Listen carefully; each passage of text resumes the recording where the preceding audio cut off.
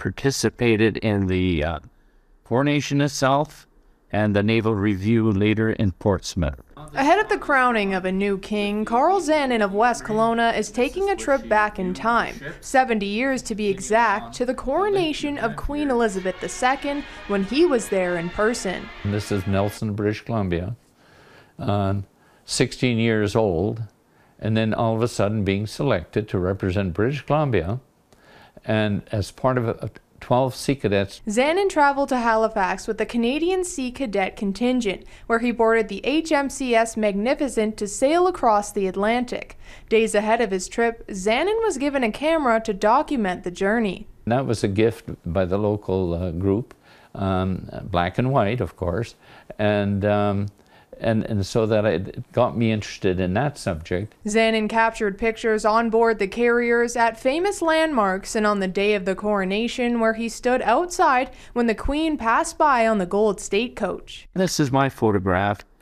We were situated in Westminster Abbey. We saw the Queen arrive and we saw her leave. It was really, really impressive, the details that they went to, not only for us, but all the things that they were doing.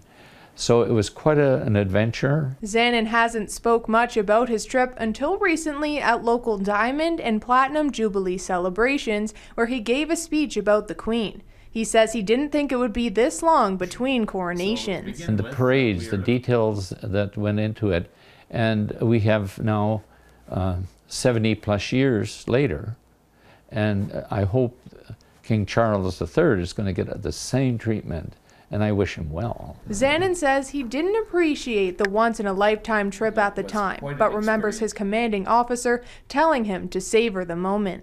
He was so excited that I got selected, and I just didn't appreciate what was coming. And he could envision that, and that an example of the difference in expectation. King Charles III's coronation is on May 6th, and Zanon says he will be tuned in to see every moment. Jasmine King, Global News, West Kelowna.